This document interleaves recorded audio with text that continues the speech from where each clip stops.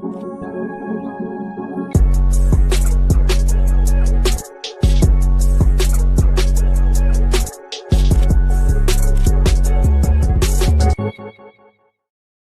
up, everybody? Welcome to a brand new episode of Spill the Tequila here on the John Rocha channel. Now, some of you commented that, hey, that doesn't make sense because it still says John Rocha channel or Outlaw Nation channel at the beginning, and you guys are absolutely right. We're working on changing that over. I apologize with that, but I am John Rocha, and joined as always by the king of swag himself, Winston A. Marshall. For now, are you going to be someone other than John Rocha soon? No. I mean, are you going to be Juan Rocha? I'm changing that video over completely. I get it. You just said for now I'm John Rocha. I was like, oh shit, I can't wait to meet Juan. Juan gonna be a mother. I mean, if JD Vance can change his name 10 times, I feel like I should be allowed to change my name a few times. Hey man, maybe he's about to change his name to instead of Vice President Vance to President Vance. Apparently, maybe. Apparently. I don't know about you, but all weekend it was just Twitter. Everybody be like, look, bro, did you see this? At this point, he hasn't been around for approximately 36 hours, 25 minutes, and 13 seconds, which clearly means this motherfucker is dead. Like, let their minds wander with that conspiracy nonsense. It was crazy, bro. Right? Yeah. But let's try this again, and let's get it right here on the channel, because you want to get stuff right here on the channel. Let's try this again. Here we go.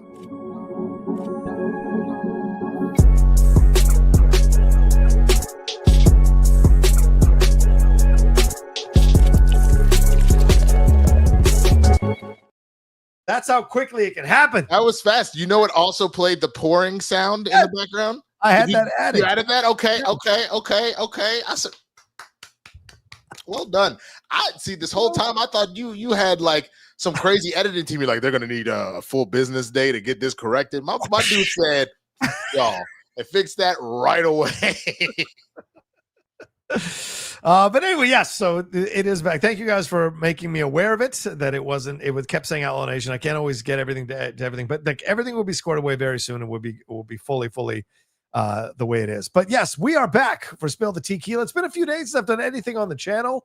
This is the first show I've had in like 3 or 4 days, I think. So I'm a little rusty getting back in front of the camera, but I'm glad to be back with Winston A. Marshall. And we got so much to talk about, brother. You were talking about the stuff, the madness going on around Trump advance and everything, but we're also going to talk about weekend of Trumpies. You didn't know that was going on right now? Yeah, I saw all that happening, and I didn't believe it. Weekend of Donnie's. That's actually a lot better. Weekend of Donnie's. That's good. I like that. And then what was it? He came out today, and he was an 80-year-old man. He looked exactly like an 80-year-old man looks like, and it was all this conspiracy theories for nothing. Nothing happened. He's totally fine for his condition in life. I'll put it to you this way. Yeah. The idea that he had just dropped dead, I don't know about all that, but I thought that was weird. I don't think his health is okay. I actually do kind of like the bruising like that. Yeah. The ankle stuff. That's all stuff that happened shortly before the Queen was gone, let alone a lot of other stuff. I'm not wishing nothing, bro. Right. But don't piss on me and tell me it's raining, bro. Like he at bare minimum, he not good. Yeah, no doubt. He's alive, but he not good. You know what I'm saying? But I felt that way about both of them. Ain't nobody wanted no damn 80-year-olds to be running the fucking country, bro. I mean, you're not wrong, bro. 80-year-olds should not be running the country. You're not wrong on that. And we're seeing that more and more, how bad that is, no matter what side of the fence you're on this. Because people want to feel like a country's being led by someone with vim and vigor and has got his head straight or her head straight, whatever it may be, about what's going on. And so we haven't seen that. And so eventually, and it's not to be ageist, it's just more a matter of like, I'd rather have a 45-year-old in charge of us than an 80-year-old. I've actually said this a lot recently, and I am being ageist. I think if we're going to say genuinely, if we're going to say that kids aren't allowed to do certain things up until a point because their prefrontal cortex is there, or they don't have the physical strength or anything else like that, the same can be said about the client. Now it's harder because it's still a parallel when you look at kids. Some mature a lot faster. That's why all of a sudden we see kids jumping grades, and you have prodigies that are able to go to college at like 15 and shit. Right. The same is true about the opposite end. The older you get, you slow down. Your cells aren't regenerating as quickly. Your brain synapses aren't firing as quite as fast. All those injuries you've tallied up over the years have started to kick in, and let alone your biases. The whole adage of can't teach an old dog new tricks. Yeah. There's a level at which your wisdom is now no longer wisdom. It's actually, bias, bigotry, and things like that prevent us from continuing to grow. So I'll go ahead and take that. I'll take it. That's fine. If you can prove that you're out here in these streets and you're doing great. But if you're having full freezes in the middle of press conferences, I'm talking about you, Mitch McConnell, then go sit your old ass down. Yeah. Or Bill Belichick, if you apparently can't coach a goddamn team no more, go sit your old ass down with your 25-year-old. If your 25-year-old can show up on the sidelines to talk to you during a game. Wait, no, she didn't. You didn't see this? No, because I didn't watch the game, bro. Hold on, bro. Hold on. We're jumping around all over the place, but look. I apologize for jumping, but what? Oh, please, don't apologize. We're having fun. People come to hang out on our show not to watch a fully well-constructed, that's not what they come here for. They come here to have a little fun with us. And I got to find this video of her being on. Yeah, here we go. I found it. That's how quickly X works, which I love X. Okay, so this is it. This is her literally on the field. This is her. Here we go. Let me make it big. That's her on the field. There's Bill. You gotta be kidding me. What are you doing on the sidelines talking to Bill Belichick during warm-ups or during a game? What are you doing? Have you ever seen a coach's wife or girlfriend on any level walking around mid-game? No. The only reason they might run down there and do some shit like that, and someone in the personnel would tell them, be like, bro, a baby was in a car accident. We gotta go. Like, it would, like, you know what I'm saying? It would be like, that is, dude, he was falling apart before this, in my opinion. Like after Brady left, before Brady left, things weren't looking great, which part of why Brady left. Yes. And went to Tampa. But this looks like some Yoko Ono shit, bro. Like, you are throwing your entire legacy out on a 24-year-old. Someone said that she came down there. I need $20, Daddy. That's what it looked like. Which is unsettling. Yes, bro. All I know is, I'm probably gonna get slammed for this, but man, she must be the greatest long snapper of all time for him to fall for this shit. I just look. Come on, man. The internet is undefeated with this stuff. How about this one? Tom Brady's girlfriend. If Bill Belichick's girlfriend, if Tom Brady didn't exist, that. Brutal. That is brutal, man. Dude, that's genuinely nuts to me. This one I like. Which one was this one? Clip from Fast and the Furious with Bill Belichick's girlfriend coming up to him after he lost 48-14 at TCU. What's up, baby? What's your problem, nigga? You didn't win.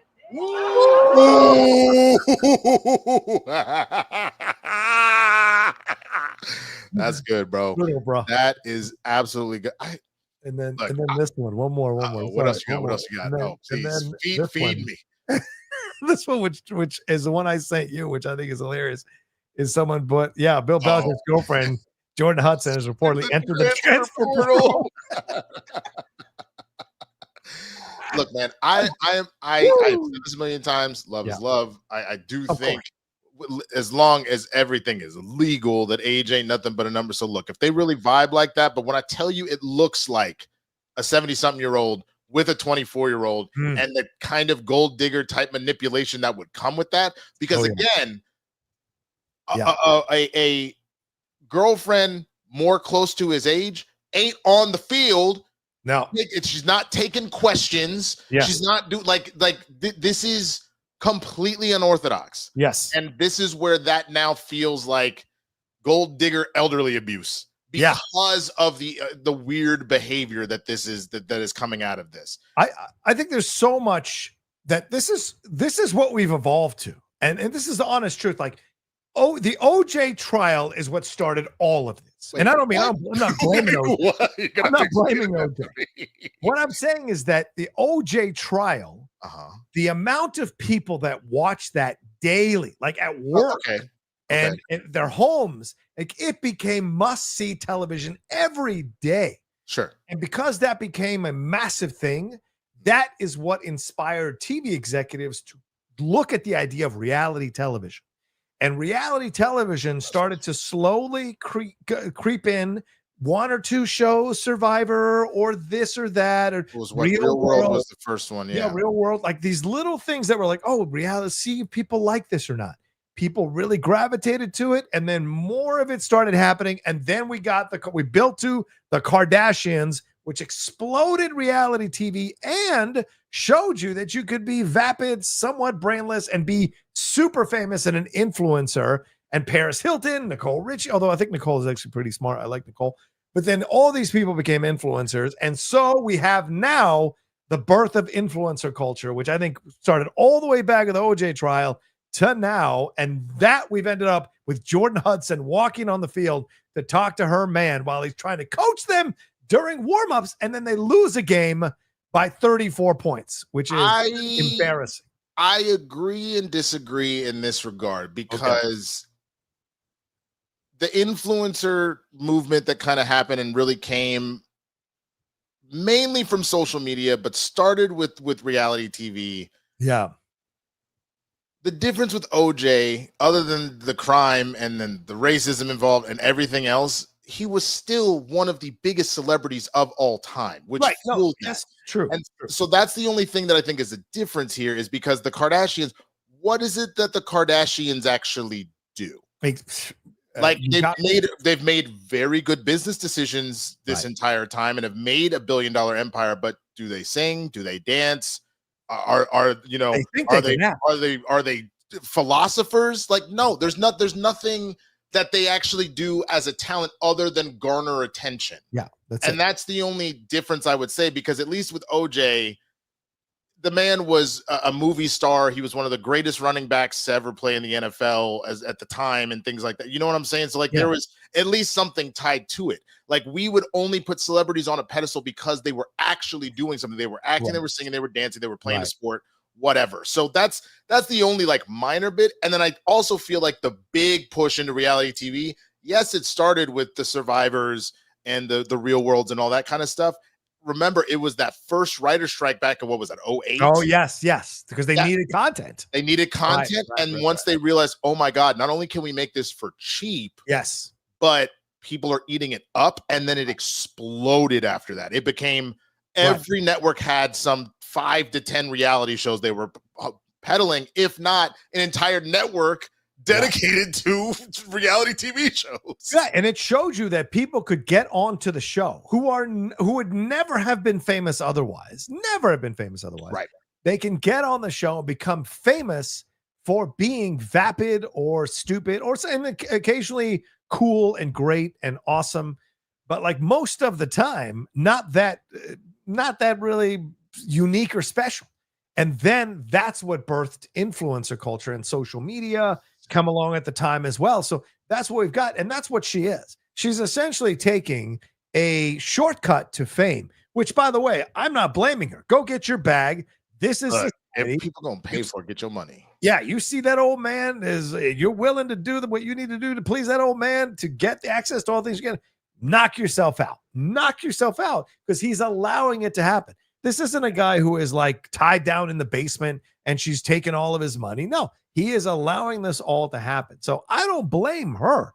I'm just saying the overall nature of it all. It's all birthed for people watching the OJ trial, not OJ himself. People watching the trial, and executives seeing the people. That certainly changed how we viewed certain things. But I think that less influenced influencer culture. I think that more influenced the 24-hour news cycle. Because then it was everything. CNN, Fox News. That changed. That to me was the big change that happened in the 90s, but especially around OJ, because soon after that, it's Clinton with Monica Lewinsky. Yeah, right. And then all of a sudden, it's that impeachment process, and I did not have sexual relations with that woman, and all that. And then it was a scandal. It felt like a scandal a quarter, then a scandal a month, and then a scandal a week, and then a scandal a day. And it only got worse with social media, where now people could throw their opinions in. So like you had the blog sites, it was kind of isolated to, you had to be on your computer and you had to the fact that you now had a computer in your phone and you could say whatever the hell you wanted, whenever you wanted. Yeah. Game over, man. Yeah. Yeah, someone Yash here saying, "What about Michael Jackson?" Yeah, the Michael Jackson trial, that was a big deal as well. So, but yeah, Bill and Monica, remember that trial being big. Like I remember the conversations about it and all of the charges, but I don't remember the trials that I think that like stand out as far as like time goes. Yeah, I'll include the impeachment process of Clinton, but the impeachment process of Clinton, OJ, Rodney King. Yes. There wasn't even a trial for Rodney, was there? I mean, like it was. There was, because that's how when the verdict came out with the with the riots and everything. Modern Depp and Heard, and how that went. I'm trying to think what else. I would say most recently in the Karen Reed trial in Boston about her possibly killing that police officer and backing her car into him. That was I don't know about this one. Oh yeah. There's a 5-episode HBO Max documentary on the trial that they did that dropped earlier this year. Damn. She's the girlfriend. She was the girlfriend of a Boston police officer. They claim that she backed her car into him and killed him on a snowy night. She claims that he was killed by other members of the force in their house and in one of his friends' houses. And so it's all this drama around it. It's a massive trial. I forgot. I have heard about that, but I haven't been following it. So until you started to explain it, I was like, oh yeah, you're exactly right. Casey Anthony's another one. Yes. Who else? Oh my God. Derek Chauvin, for obviously the terrible reason for as far as George Floyd. The Breonna Taylor trial. Diddy. Sure. The Diddy one felt as big as OJ. Right. To be honest with you, it felt like in a way, because you're talking about somebody again who is the peak of success. Yeah. And then having the absolute worst things come out about what was going on, in their private life and shit. Like, whew, Lord Jesus. Yeah, Amanda Knox, right? That was I don't know if that was as much Zimmerman with Trayvon Martin. Oh, the Zimmerman, absolutely, Trayvon. Yes. Right, and then you have the Charlie Sheen stuff, the Britney Spears stuff. Yeah, all of that, for sure. So it's madness. But dude, what a terrible debut for Bill Belichick. I know we're gonna get into the Rock stuff, but like 48-14, and that I watched about 3/4 of that game. That team was completely unprepared for what TCU did to them. They were at home in North Carolina. He brought in 70 new players. Fuck, the Colorado Buffaloes didn't play this badly in Deion Sanders' first game. So this is madness to see how unprepared this team was. Maybe the Nepo baby stuff with his son running the offense or defense, whatever it was, is not going to work here, because this was some terrible football that you were watching. And TCU, after giving up that touchdown, it's like playing the computer in Madden, and you score in the first drive and you think, oh yeah, I got this. And then you just get beat 47-7. Like, it's essentially what happened. We've all been through that on fucking Madden. And so that's what it felt like watching this game last night. He should not be coaching this team. He should fucking retire and go away. It looks like he needs to retire. And if that's the case, if this is what it is, then I remember being upset that we didn't get him potentially in Dallas. Thank God, bro. We didn't need that. That is rough. Imagine Jordan. I mean, what would you do if his girlfriend was on the sidelines through games? I mean, you got Jerry coming down for the box. I would argue that Jerry probably wouldn't allow it. Jerry would be like, no, you need to take your ass in the suite with all the other wags. You ain't. But it's nice up here. All right, it's nice. You can take it, but no, you were not on the. I'm on the sideline. You're not on the sideline. Like, God, I wish he would actually put himself on the sideline and stay out of Cowboys business. Yeah. The worst was that Michael Jordan showed up last night. Mia Hamm showed up last night. Randy Moss. Oh no! All these North Carolina people showed up to show support, and they were all gone by the third quarter. It was brutal, man. It was a brutal debut. That's rough. And people have pictures and videos of her in the box with Randy Moss, and already the chatter is starting. So, Leave Randy alone. Randy fighting cancer, bro. I'm not at you, Hey. but people that are doing the chit chat. You leave Randy alone, goddamn Hey, it. if anyone's gonna take a chance on something because they might be dying soon, it would be Randy. So who knows? Focus on the fact that Carucci out here with prime time. I'm worried about that. All right, let focus on prime time. Don't know you leave Randy alone. Prime time brought to you by Depends. How about that? Having a bathroom on the I couldn't believe that. He got it sponsored by Depends. Fucking prime time. Love you, man. Love you, man. So we'll see what happens. But like right now, Tom Brady looks like he won that battle, dude, between him and Belichick, having won a Super Bowl without him and then parlayed that into a multi-million-dollar broadcasting career. Is he still saying dumb shit, making mistakes?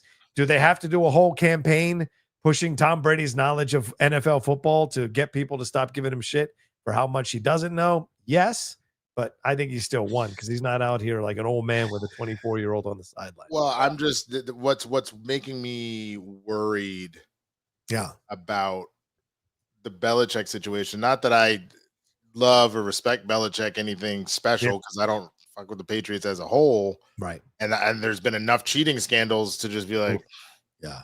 But he's starting to go down the Little Wayne path right now, which makes me sad. Oh, because the whole argument with Wayne is Wayne at the peak of his powers was the GOAT. Yeah. And then the last couple of projects, but especially the one that just released, the Carter 6, is doing so much tarnish to the legacy. Yeah. It's like, just take your foot, enjoy your millions, enjoy the like. I know it's hard to let go, but there's a point at which like I would rather Wayne just put out a dope feature here and there. Yeah. And maybe listen to Andre 3 Stacks, they were like, why aren't you rapping no more? He's like, the fuck I'm gonna rap about it and finish something. I ain't got that hunger ain't there. Bro, I'm looking at my life insurance policy. Okay. I want to play the flute and relax. Like Lil Wayne is old Wayne now, and old Wayne ain't got time to be doing all of that stuff. You know, Eminem said the same thing. Eminem, when they asked him, like, why aren't you rapping more? He's like, I got a mansion. I got all these millions. What the hell am I going to be angry about? Right. And so it can affect you. Our water wasn't as hot as it should have been for $1 million. Like just what are you gonna?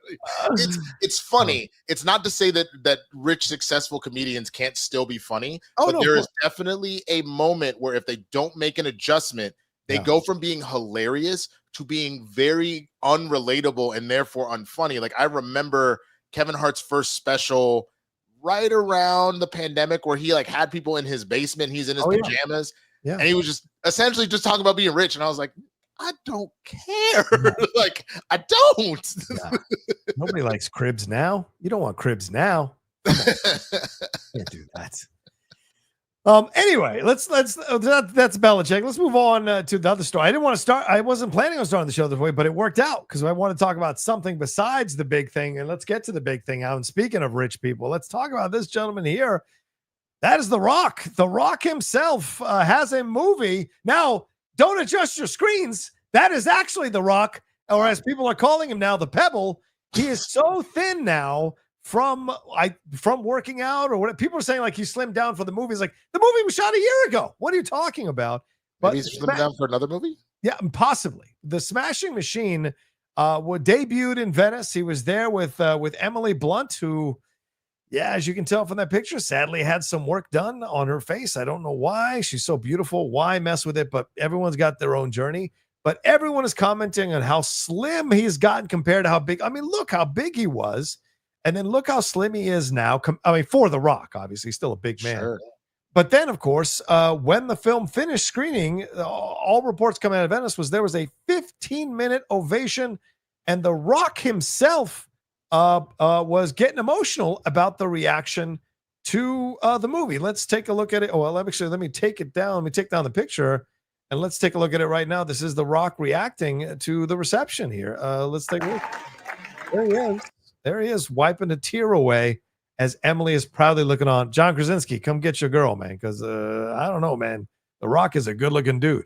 But yeah, he is emotional. He's saying thank you to everybody. But I got to say, Winston, I mean, this is the same Rock who tried to strong-arm his way into DC. This is the same Rock who inserted himself into WWE storylines because he's on the board of TKO. This is the same Rock who was pissing in water bottles and having the PAs throw him out. And this is the same Rock who unashamedly said this week that he had been pigeonholed into blockbuster movies, essentially implying that it was done against his will. So this is crazy to me, that he is like acting like an actor who just got his movie made for the first time. Like, what is this all about, Winston? What do you think? It's funny.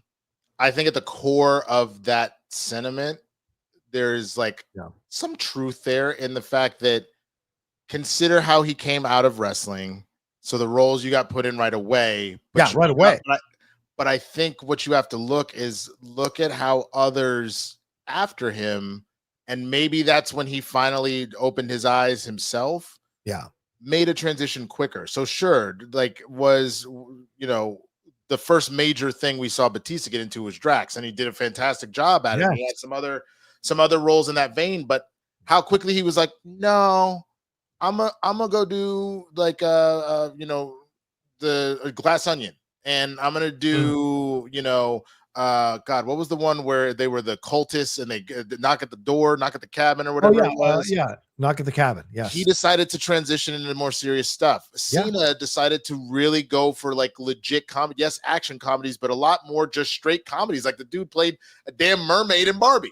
Like, you know what I'm saying? Like they moved quickly. So I wouldn't be surprised knowing obviously the other two grew up. But I also know just with the Rock's drive and talking about how like money was hard to come by and trying to be the best at everything. I think the minute they found a niche of, bro, you're killing it at the box office over here, he was like, I bet let's make as much money as we possibly can. Right. And I think once you got to the end of it, he looked back and he goes, damn, was I just that guy? So I can actually believe where maybe it was half ego, half the team supporting, dude, we found your niche, go for it. And he just didn't ever let up until he had to look back on it and go, oh shit. The fact that I've been in Hollywood longer, but people are already saying that Batista and Cena got me acting wise, that probably triggered something. And this idea of trying to transition, let alone you just mentioned the number of things he tried to do recently that just failed. So like trying to strong arm his way into DC and be that, and how that didn't work, and how him kind of pseudo dabbling into politics. Like people are like, what are you doing? And so he like kind of backed off that. I think, is there a level of The Rock who loves to kind of say certain? Yeah, I think so. But this seems potentially like a real, because I'll be honest, losing that weight, which being that jacked for that long is actually not good for you. It's not healthy. Like, it is not healthy. It will eventually tear you down, which is even why Batista was like, I'm not going to be this jacked into my 60s. I'm done. Because Batista had a similar transition. It's just because The Rock is The Rock, we just associated more with him. I worry sometimes seeing John Cena, like the intro for Peacemaker season 2, when you have him in a regular ass t-shirt, I'm like, bro, those muscles look too. What are you? Come on, man, bring it back, bro. Like just a little bit, just a little bit. Bring that shit back. But I think that's The Rock is what, in his 60s now. Yes, I think he's close to his 60s. I don't know if he's in his 60s. Let me see real quick how old Dwayne Johnson is. Dwayne Johnson's age. Hold on. Sometimes it defaults to another 53. He's not even that. He's 53. But I've just been watching him for so long. I just assume 60s, but that's not a dig. He doesn't look 60 years old, because like Steve Austin is 60. So that's like, in my mind, they're like the same age because they were the same era and all that kind of stuff. Right. Not a dig at him. But all that being said, again, you do not want to hold that much weight. Nobody's saying don't work out, but you just have to be careful, because at a certain age, I would not be surprised if the doctors have said something. I know nothing about him and Cena and all them, if they are, using steroids or anything like that. But that's such a big bulk. If you were in some form or fashion and doing it in a way that will also wear on you one way or the other. But I like his new look. I think he looks good. If I could look like that, Yeah. Bro, what I need to do? Who I need to fight to look like The Rock looks like right now? He had an app and he was in the gym at 4 a.m. and you got to have a gym that travels with. Listen, and this is the thing that, like, let me read his quotes because I hear what you're saying, and I know Winston's still young and he's not as cynical as I am, and he's the best in people, which I appreciate. I remember being Winston's age. I'm much more cynical now because I've seen stuff, but him saying things like he had no control, like here's a quote: a lot of times it's harder for us, for at least for me, sometimes to know what you're capable of when you've been pigeonholed into something. No one pigeonholed you into anything. You willingly went towards the fucking blockbuster light. He said, when you're in Hollywood, as we all know, it had become about box office, and it can be very resounding, and it can push you into a category and into a corner. This is your lane. This is what you do, and this is what people want you to be, and this is what Hollywood wants you to be. And I understood that, and I made those movies, and I liked them, and they were fun. Some were really good and did well, and some not so good. I just had this burning desire and this voice that was saying, tell again, what if? But what if there's more, and what if I can? Now, this is utter nonsense. I just want to make it really clear. In my opinion, I think this is utter nonsense. Again, I love The Rock. No one loves The Rock more than me. At The Rocha says, The Rock says, that's an absolute homage to him. But I also call people out who I love because you got to tell the truth. And to me, this idea that he's pushing this narrative that he was pigeonholed and that he went this direction because it's what people wanted. There is no more headstrong or stubborn or driven person than Dwayne Johnson. And I've interviewed him a couple of times. I've talked with his team. They're intelligent people there on his team. They go where they think people want them to go and make the money. I think The Rock had full control of everything he was doing. And once the blockbuster started drying up, once he had the WWE issue going on, once all this stuff started popping off about him and his ego, and these articles were being written, and all this money was being wasted on his films because he was late to set all the time, then he wanted to change the narrative. And now he's changing the narrative to, I've lost all this weight, so I'm relatable. I'm just like you. I'm a human being. I'm not superhuman. And I just want to pursue my dream. And remember, he's a wrestler. He's an actor since the WWE days. Sure. This is a new storyline, and he's playing the role. And I just think, to me, I'm a little hear that. I hear you. Yeah. I will say, I don't really think of a time where he didn't quite escape the persona. So, like, there was a few movies that he manufactured the persona. He bought. I understand that, but that's where I'm saying there's a point at which you unfortunately. Rocha, let me ask you: have you and the Lady Outlaw ever decided to be like, "Hey, baby, I'm gonna put this blindfold on and put you in some handcuffs"? No, I don't do that. Okay, well, and look, I'm not judging anybody. No, I know, I do. So that's fine.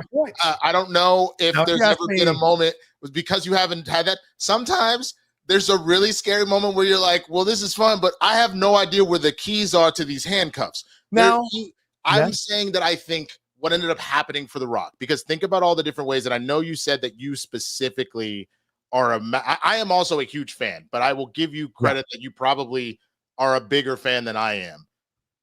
Yes. I don't even know. I've just had him in my life since the 90s. Which is fair. So have I. So have I. Right. And I've been a huge fan of him in Hollywood. I think Hollywood does make a decision of who you get to be. I think that Hollywood genuinely takes a look at your work or your look or whatever, and then they make a decision of the direction that you go. Very few people get the ability, once they get into Hollywood, to make pivots. And if you do, you are so established at a point that you can force it, I guess is what I'm saying. You have to be good enough to make the pivots. I don't disagree. And I don't disagree. Yeah, and I don't think I always defended The Rock as an actor. I never defended him as a great actor. If you go see Snitch, I think it was the one with him and John Bernthal, where he's defending his son who's been railroaded into jail. There's some good acting moments from The Rock in that. In Be Cool, he was good. There was something he did as well. I can't remember the stories from the Southland, whatever it was. Southland Tales. Southland Tales. He's good in Southland Tales. But what did they do box office wise? Right. That's the thing. You got to remember, this is the same guy that initially wanted to play football. right? Who was a NFL. washout kind of growing up and then wanted to play football, and his NFL dreams got completely dashed against the rocks. It just did not, no pun intended. It's not good enough. Did not work out. And right. So then he starts to transition into trying to wrestle. And the first angle he goes at of being like a legacy to his dad, to his grandfather, and all that, that doesn't work either. Right. It fully just crashes and burns until finally The Rock being a villain and being the wisecracking, like I got the quips, I'm gonna play the dozens with your ass. All of a sudden, as a part of the Attitude Era, people are like, yo, the Rock. And now all of a sudden, it's like, oh shit, I found something. Yes. So I think the same thing happened. He got to Hollywood. He tried to do a couple of those roles. You mentioned Be Cool, Southland Tales, what they got. They did not hit. But you know what did? Was people seeing him do, like what the other guys. People seeing him get smart, being the jock dude to I was about to say Michael Scott, Steve Carell's Doofus. Like that was the stuff that all of a sudden they're like, okay. And then going forward, everything that he did became The Rock in this, The Rock in that, because people were paying money to see it and he was successful. I think it is a drug for any of us when you're successful to continue to do that thing that brought you success. And it can be scary to come out of it. Now, when you throw in the fact that The Rock has one of the biggest egos we've ever seen, that actually makes it even worse. You know what I'm saying? Like to take a step back and go, well, I kind of really wanted this thing, so let me try again. You know what I'm saying? But I think it would have been more authentic. Sure. If he was still riding high and said, you know what, this has been great. And I've really enjoyed playing these kinds of roles. Fair. But I want to pivot to do this. And I want to try myself at this. And I'm going to take a few years. I'm really focused, try to get these roles and what have you. And I think that would have been much more authentic. To do it after, to say you're being pigeonholed when you try to take over an entire DC universe and force that to happen, that is not being pigeonholed. That's you with your ego wanting control of it all. But when it all comes crashing down, now all of a sudden you're this long-suffering artist who really wants to show what he can do. Like to me, there's a hollowness to that doesn't ring authentic to me. I hear what you're saying, and I think where I would say there's a marriage of these arguments. I think it's the idea of he probably was pigeonholed pretty quickly. And then once he saw the success that could come with it, which is why one of the reasons I'm very excited about him, that's about to come out. This idea of like, all right, what are you doing? What are you going to do for success? What are you going to do for whatever? Like, what are you willing to sacrifice? If there was something in him that wanted to be a little bit more dramatic and things like that, he's like, fuck it, I'm making money over here and it's working and people like it. And so I think I agree with you that there is a level that can come out of it of like, yo, you're kind of on a cold streak. Like Red One didn't do well. Young Rock went for a couple of seasons, but wasn't that big. Like, Black Adam didn't do well. Red Notice didn't do well. Jungle Cruise didn't do well. Like, I get that it looks a particular type of way for sure, but that doesn't mean he didn't feel that way before. Sometimes it's unfortunately the optics of something. So he may have felt that early on, but said, fuck it, I'm going to get on this ride anyway. And now it looks disingenuous because of so I think there is a marriage of the two of like, well, fuck it. If I can't make the money anymore, then maybe I'll finally go after the thing I wanted to do. I think two things can be true at the same time. And the notion that he tried to do some of those roles earlier is what makes me think this is both at the same time. Yeah. But I think it would have been, if he had just been honest, I think I would have had no problem with it. Look, I went the blockbuster route because it's what I took ownership of it and I wanted to do that because that's where the money was. And I 100% dove in with both feet. Clearly, as I've seen from my recent box office results, the public no longer wants to see me in these kinds of films or they're not doing well. And I, as an actor, have to pivot to something. And now I have the money and I'm blessed to have the money to make this transition and see if I can test myself as an actor. There's a better way to say that than to play the victim angle that you were somehow pushed or pigeonholed or like The Rock has controlled his career since he came back in Fast and Furious 5. When he came back in Fast and Furious 5, The Rock was in with $7 Productions with his ex-wife, Danny Garcia, who is the manager. She is you want to talk about a powerful woman in Hollywood, powerful woman in business. Danny ain't no fucking joke. And so he had very powerful people who were strong footing around these sets and throwing his weight around on these sets. So this isn't some guy who just brought along unwittingly and bought into it. This isn't Elvis and Colonel Tom Parker. I get it, and he has a big of enough personality that, like, if his team ain't doing what he wants, but I that doesn't mean like Darth Vader is like that dude. You know what? That's maybe that's a bad example. Maybe a better one would be the Emperor. If like he's the Emperor in this case, his agent is like Vader, and he's like, Master, we got to do whatever, and you're like, yes, okay, yes. I mean, I really want to tap dance, but why don't we just go ahead and do Order 66? That's what? But like, look, it's not like he's fully gotten away from this, bro. Like, he's got Fast. Moana's about to come out. Part 2. He's about to do Moana. He's got San Andreas 2 is in development. Yeah. So what's this? So he's not fully out of it, but I think it just means that we're going to see him kind of mix stuff up a little bit. And I'm happy for that stuff. Again, I love The Rock. I hope the fact that it's got a 15-minute standing ovation, which standing ovations in Venice, or that's old hat, but like the reviews have been positive. Variety, Time, a number of really IndieWire, they all praise his performance, and I'm excited for that from that angle because I like The Rock and I've defended his acting for years. I've met the man twice, interviewed him twice. He is one of the genuinely nicest people. He was willing to do a promo for the Schmodown with me. He was willing to walk. He was very kind. The thing that I have a problem with lately with The Rock, though, is that ego of his and the comments and the stuff you hear about behind the scenes at WWE since he came back and tried to throw his weight around and tried to push certain storylines to happen for himself. I mean, he's the one that convinced Cena to go heel and then abandoned it when they wouldn't do all the things he wanted them to do that would have elevated The Rock again into this primetime position because they want to focus on the guys who are here full time. He got upset, which is why we got that wet fart of a main event at WrestleMania with Travis Scott coming out. It was terrible because The Rock didn't want to. So take responsibility for your ego if you want me to buy your genuine moments as well. And I think that's the problem. Now, someone said in the chat, like asking a Hollywood actor to be honest, blah, blah, blah.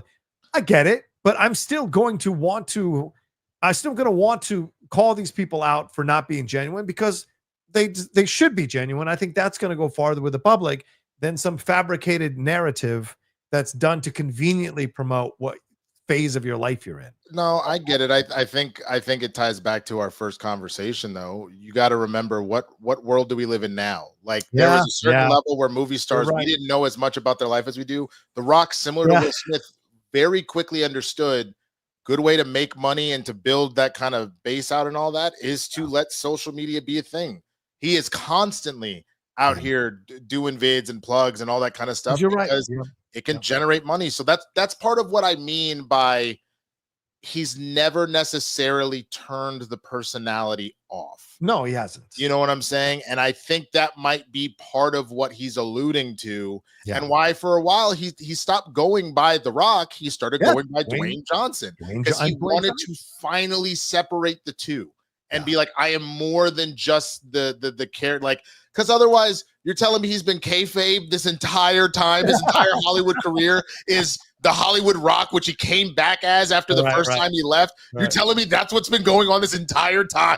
The final boss. You know what I'm saying? Like, and maybe that's what the final boss was in a certain way. Maybe the final boss was like me putting this to bed and moving on to the next stage of my career. If that's what he wants to do in the fourth quarter, if instead of like, going and dunking all the time, he just wants to play defense or whatever, like, fine, let him do it. Yeah, maybe. I know. I hear you.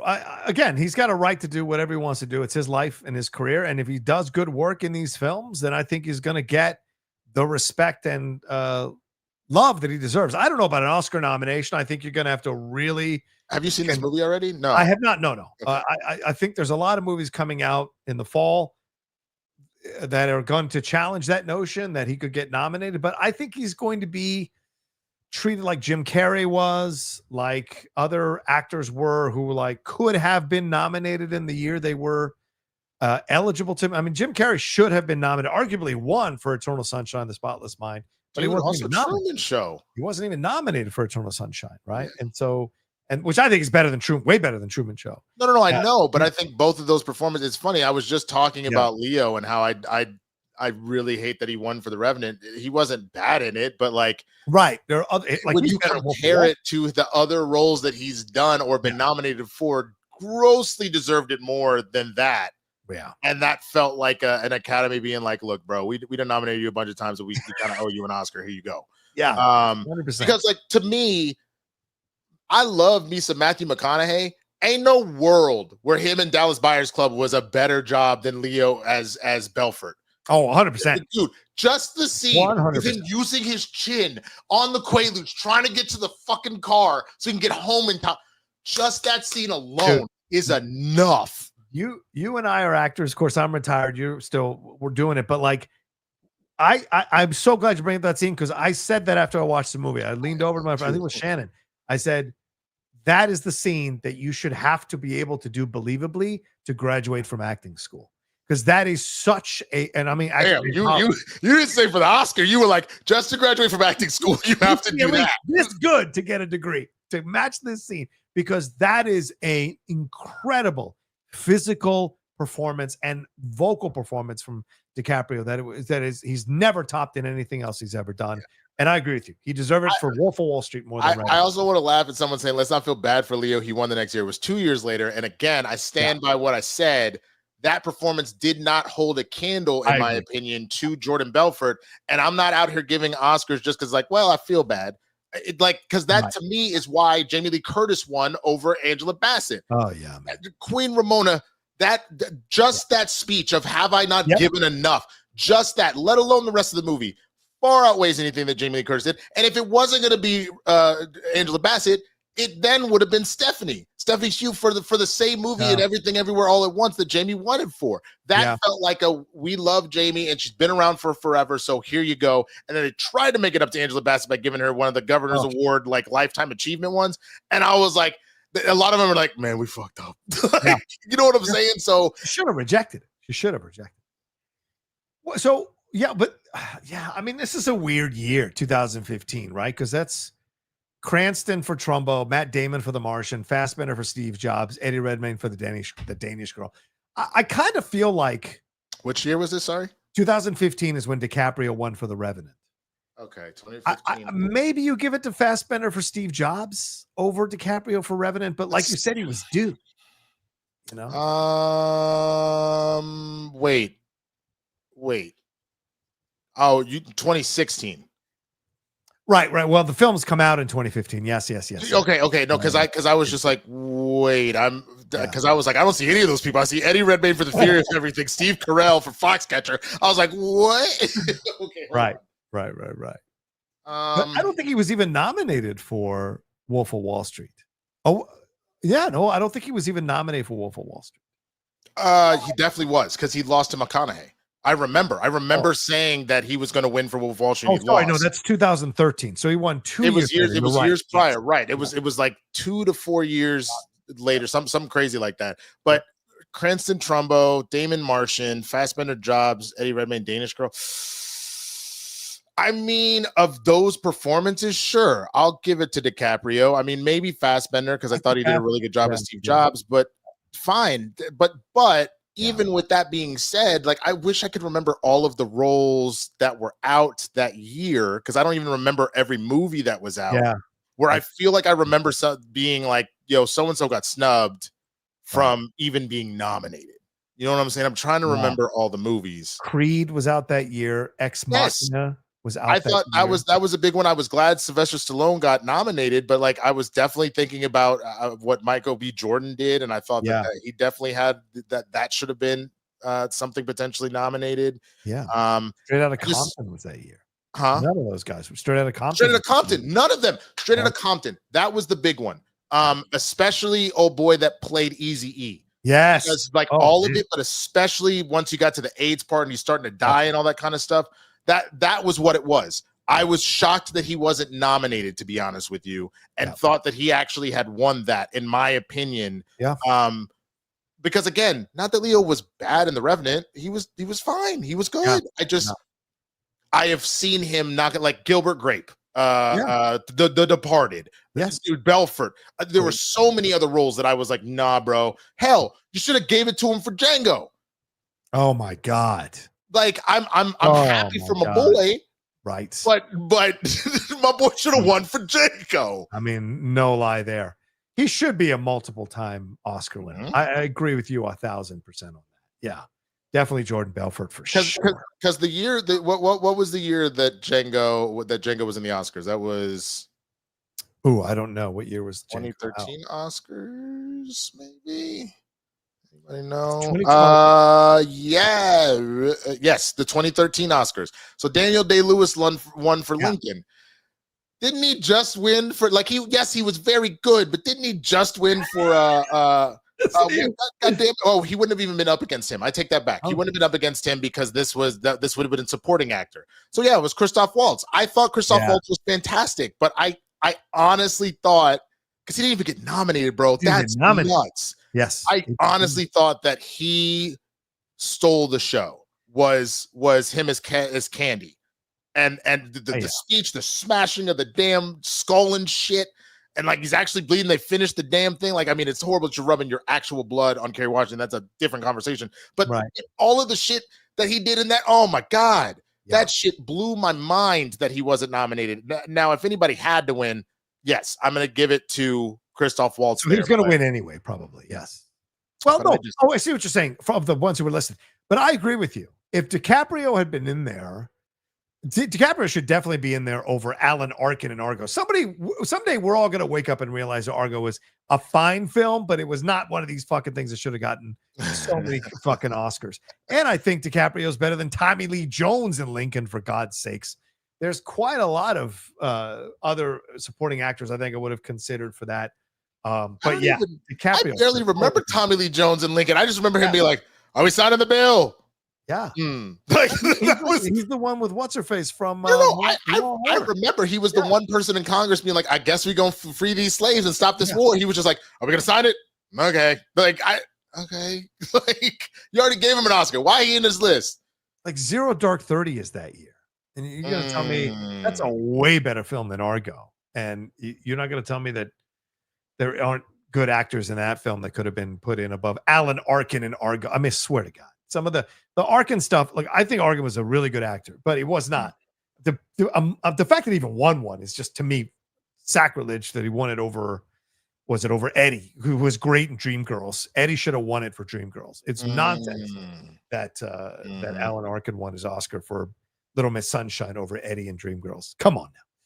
Yeah. Whoa. Okay, we got worked up, bro. What was the first part of this conversation? This was still the Rock. April's 100% Samuel L. Jackson and Django Unchained. I forgot Samuel L. Jackson. What's wrong with me? You're damn right. I completely forgot Samuel L. Jackson also in Django. To be honest, the entire category should have been Django actors. It should have been Christoph Waltz, Samuel L. Jackson, and Leo. It should have been the three of them. Don Johnson and Walton Goggins. And I've been fine. That's it. It's perfect. That's your five right there. Because Walton Goggins was great. Wait. Which is Don Johnson the one that was like, the other guy. Yeah, Don Johnson. Yeah. Well, I was gonna say the one that I would have liked to see was the slave owner in the white suit that was like, yes. What was with it? Not on my property. He's not. That dude should have been there too. Explain yourself, and he pulls out. Yeah, exactly. Yeah. I don't know about these things out here on my property walking around like that. Not on my property. He's not. Oh boy, should have been in there too, bro. Don't treat him like you would a regular. He is a company for this. Oh man, it was great. Don Johnson was great in that movie. Yeah, all five of them. Fuck, throw Jonah Hill in there just for the whole. My wife trying to do a nice thing for you, so next time you do your own goddamn sheets. I think we can all agree that it was a good effort. It was a good effort. Next time,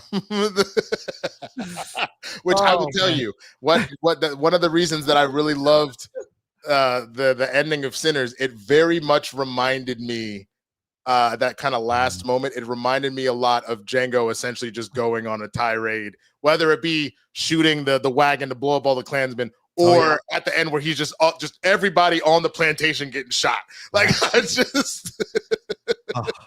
Smoke was just channeling Django in that moment. 100%. People do not give Django the credit it deserves in Tarantino's resume. They just don't. It's mind blowing to me. I honestly think, like, hold on, because I'm trying to remember all of his filmography off the top of my head. I think it might be. I still think Pulp Fiction is probably his best. Yeah. But I think it probably goes Pulp Fiction, Kill Bill 1, Django, Inglourious Bastards, Kill Bill 2. I love Reservoir Dogs, but it has some stuff about it's a little rough. It's early. And that'd probably be more or less how I'd rank stuff with him. I would put Kill Bill, just for my own personal favorite, Kill Bill's number 1 for me. Okay. But Pulp Fiction absolutely is number 2. I mean, that is that's a masterpiece, that film. Yeah. And then Django is in there. And I actually put in Hateful Eight over Inglourious just because I'm a Westerns guy and I love what he did. Yeah, I'm not a big Western guy, which is why I also have to give him credit for getting me so into Django Unchained. But I have to admit, sad to say, I've 3 of his movies I haven't seen, which I'm starting reactions on my channel, like watch alongs. I haven't seen Death Proof. I haven't seen The Hateful Eight, and I didn't finish Once Upon a Time in Hollywood. I only got like through the first 45 minutes because I didn't go in theaters. I was watching it at home. So I just decided, fuck it. I'm just gonna watch those with on my channel. So we'll do plugs later. But no, you don't include True Romance because Tony Scott directed that one and messed with the script of it. So no, you don't include True. And I love me some Jackie Brown. Somebody said, what about Jackie Brown? And I was like, yeah, Jackie Brown is fantastic, but I think the other ones that we kind of mentioned are a little better. Jackie Brown, I think, is arguably his greatest script ever, but I think the other films are better. I mean, shit, he got a nomination for it. Yeah, exactly. But dude, we're already an hour into the show. We're way off the schedule. So, real quick, let's go to Marvel Zombies. What did you think of the trailer? Were you surprised by the goriness of the trailer? Did you like the energy of the trailer, considering where Marvel is right now? One word: Blade.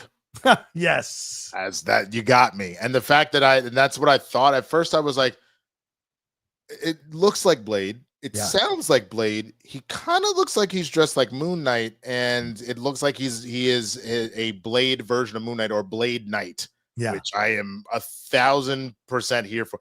I think it's that I can't remember what they listed it as because I was looking in the press notes. It's either Blade Knight or Moon Blade. I think it's Blade Knight. Okay. Let me double check. But yeah, I really didn't care that this was coming out because I thought it was an okay thing. Yeah, Blade Knight. I thought it was an okay episode of What If. Yeah. I think it's like an okay kind of like storyline in the books. Yes.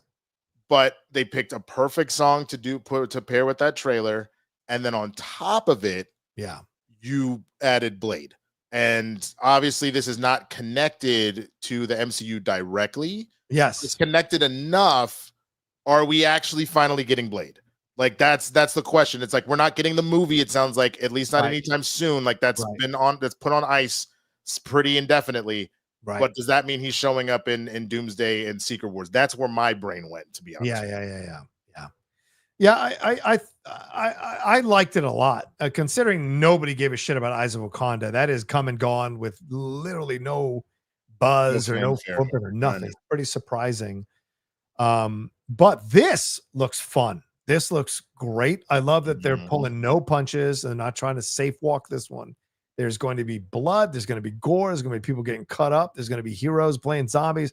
This looks like a lot of fun. And that Baby Metal song they used was perfect for this trailer. Is that the name of the song, or that's the name of the genre? The genre, yeah. Okay, because I just said I think I just said, oh, it's just they're going with the metal or the death metal. I don't know the difference between them. So, but yeah, no, that was a great choice. Right? It immediately had the right energy to get you into that frame of mind for it. So yeah, I thought that was fantastic. From Me to You is the name of the song. It's pretty badass. So yeah, I liked it. I was a big fan of it. All right. Should we move on to the NFL stuff as we're rounding into our last 30 minutes? And listen, ladies and gentlemen, we only have 3 super chats and 2 Streamlabs. We got almost 250 of you joining us right now. Send in your support, send in your love, entertaining you, talking about all this stuff. I mean, the first hour has flown by. Sending your love, sending your support here with Streamlabs Super Chats, pinned in the chat description of the video, and it's above Winston's head there, please. All right. Yeah, Baby Metal is the band, and the song features the artist Poppy. All right. Thank you, MK Songbird, for clarifying that. Cool.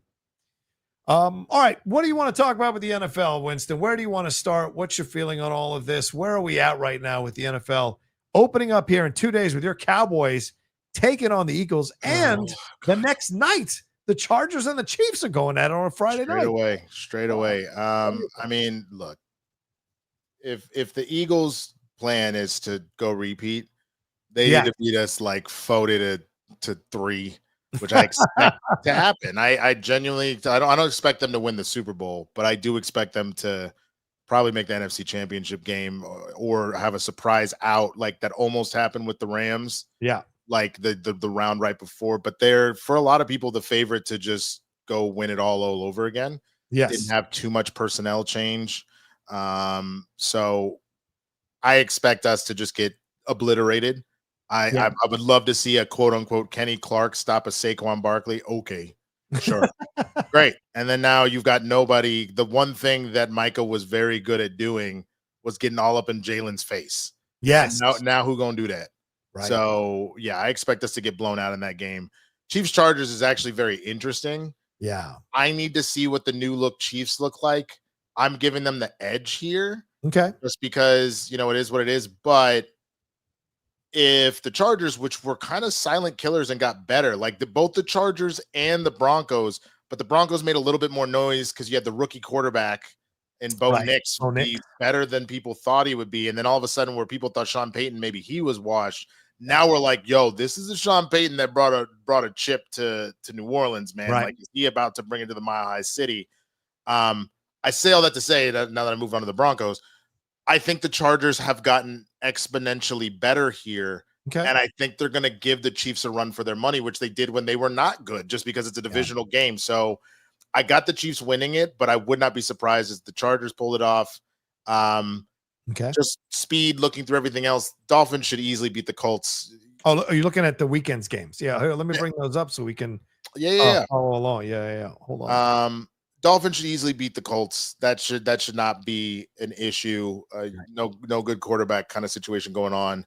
I expect the Steelers to beat the Jets. I mean, we'll see what Aaron Rodgers actually wants to pull off there, but overall, better team out of the Steelers. That's a toss-up between the Panthers and the Jaguars. That just looks like a Florida hurricane. Well, I guess not. I guess the Panthers are from Carolina. What's wrong with me? But the idea that Bryce Young got better at the end, everybody thought he was washed. He got better at the end of the year, and Trevor Lawrence got worse. Yeah. So I'm very curious to see if I had to pick. I'll take the Panthers. I got the Cardinals over the Saints. I think the Saints are going to win like 2 games this year. Okay. I got the Commanders beating on the Giants, especially at home. I got the Buccaneers beating Atlanta in Atlanta. I got the Bengals whooping up on the Browns. I think the Pats take that one. Yeah. I'm going to take the Seahawks because I don't know what the new look 49ers look like quite yet. Taking the Broncos. This one's tough because of the change in coordinators in Detroit, but I'm going to say Detroit takes it because we still have an injured receiver room for Green Bay. And even though Mike is there, he really does have a back issue, so they're going to have to give him a shot. Right. So he's going to be a nuisance, but I think that's that. I think the Texans beat the Rams. Oh, I'm going to take Ravens over Bills. Wow. I think Josh Allen actually outplays Lamar Jackson, but I think that the Ravens got even better on defense. Wow. And I think that they'll win that one out.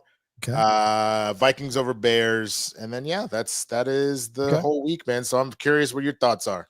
Yeah, I definitely think Philadelphia over Dallas, especially because in Philly and the newly reunited Boys to Men are going to be singing the national anthem. So Jesus, you can't waste that. You can't waste that. Oh God, I hope they do. I hope they do waste it, but they won't.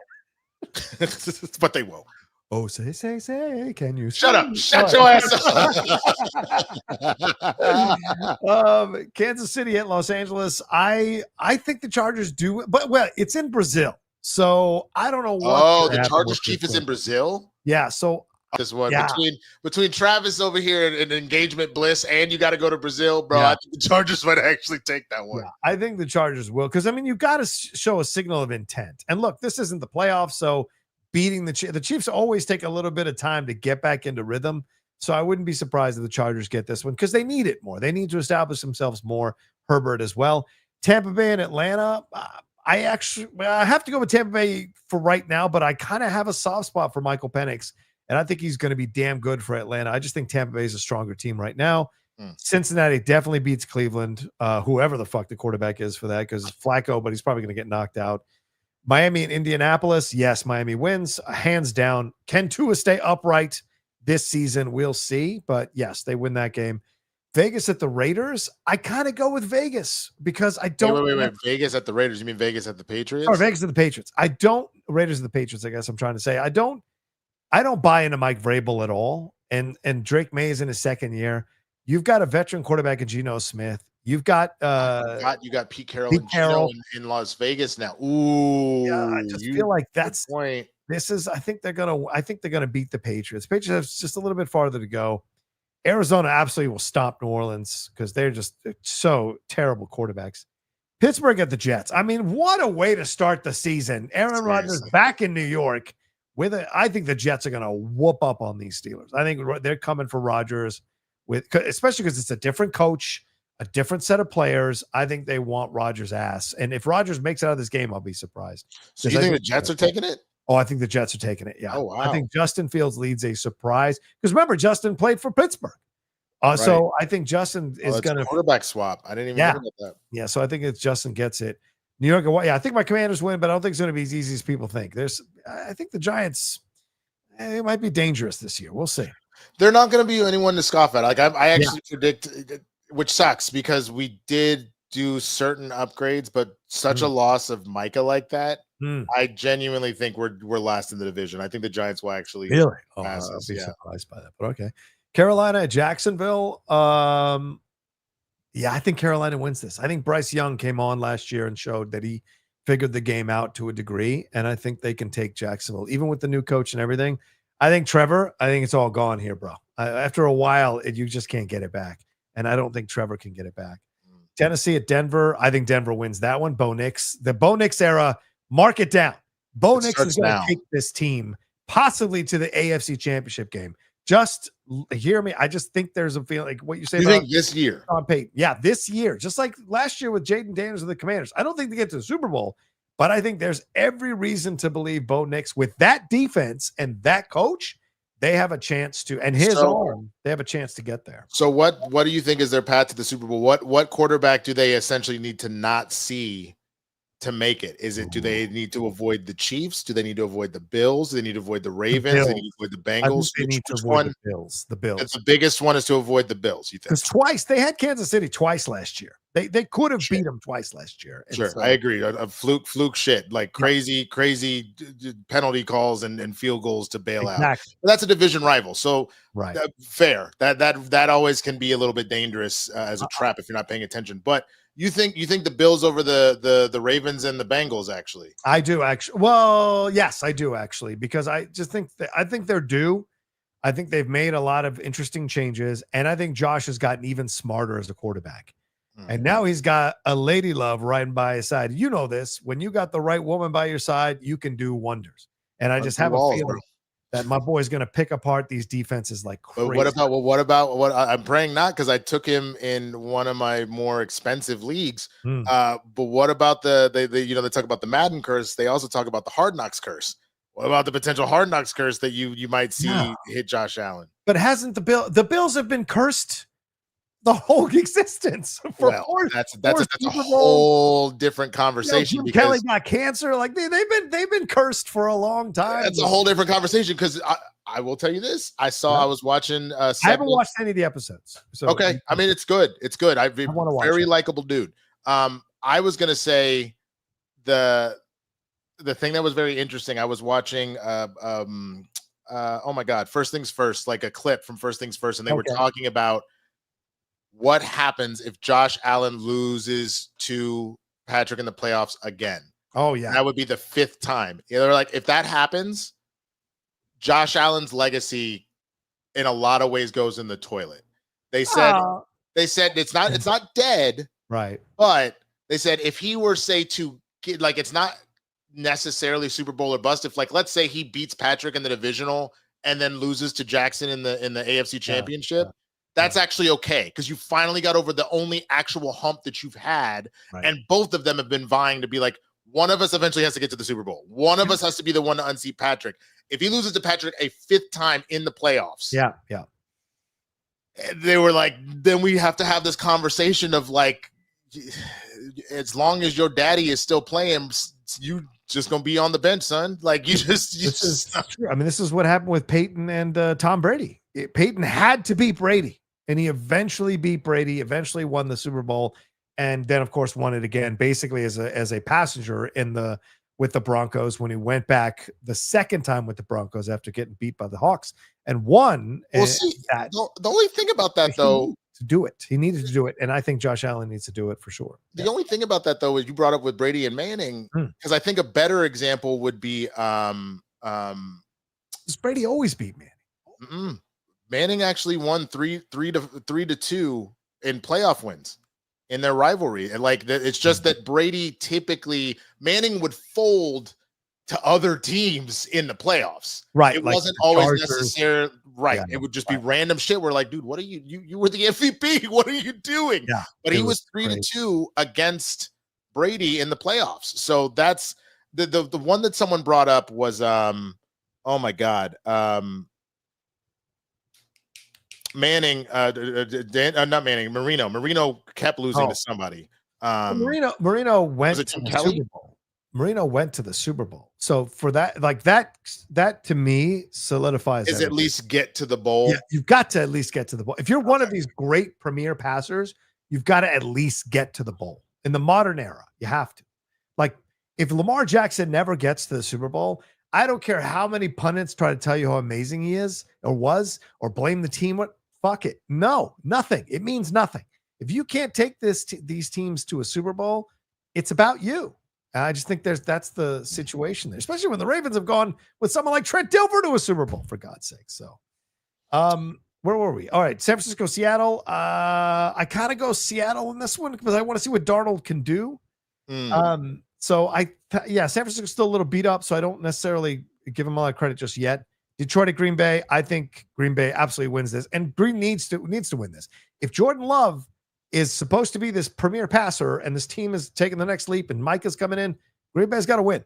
And so, especially at home, for God's sake. So yeah, Houston at the Rams. I think the Rams win this one. I don't believe in Houston anymore. And I don't believe in what's his face anymore as the quarterback. I have questions. Baltimore, Buffalo. I do think Buffalo wins this because I think Josh Allen's on a mission this year, but I think it's going to be another tight game, just like last year with the Ravens and the Chiefs in the opening game. I think it's going to come down to one moment that changes the game. Minnesota at Chicago. I kind of have to believe in the kid from Minnesota. So I'm going to go with Minnesota beating them in Chicago. I just can't buy into Chicago, man. There we go. All right. Those are my answers. I like that.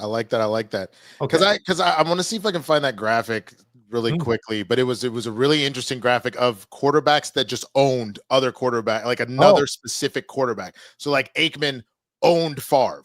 And so by the time Favre did not get over the hump until essentially Aikman and the Cowboys fully had self-destructed at that point. So then they didn't meet again.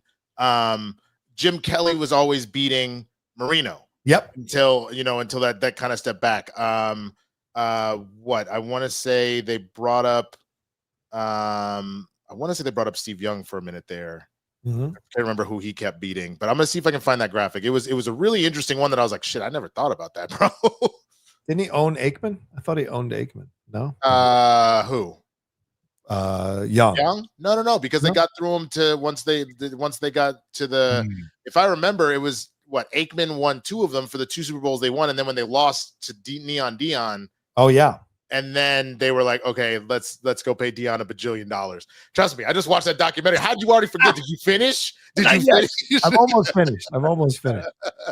I'm going to be in that place very soon to watch all of these things. So, so we'll see. So the season kicks off on Thursday. We'll see what happens. We got to get to these questions so we can wrap up the show in a time, but like excited to see it. Now, we didn't get to everything that we had on our list, Winston, but we got to most of it, I think, right? Yeah, we got to most of it. Belichick. Yeah, we got to all that stuff. We got to Marvel Zombies. So yeah, just make sure we get to the big stuff. That's what's important. But yeah, there'll be no game time with Winston and I this year, unfortunately, but we'll cover stuff on this show. So tune in every week when we talk about the big stories, entertainment, and an occasional NFL story as well from the week. So, all right, let's get to the questions, brother man. KJ says, who is more of an expert at spinning the narrative, The Rock or LeBron James? Oh, that's a great question. That's actually a really good question. I would say LeBron because he always has these big companies spin the narrative for him and with him. Like that new ad from Nike. I mean, Jordan must watch that ad and giggle his motherfucking ass off. Like it's not. I haven't seen it. What's the new one? It's basically he's conquered everybody. He's silenced all the doubters. He has snatched the crown of the goats of the king of battle. And I'm like, Jordan must be watching this laughing his nuts off. He probably took that personally, bro. I mean, if we're being honest, I mean, I would honestly say it's LeBron, and part of that. Okay, I found the graphic. Here we go. Hold on. Okay, let me screen share because don't do that. Okay, here we go. Screen share, and then this. Okay, let me go full screen. There we go. So Mahomes is beating Allen 4-0.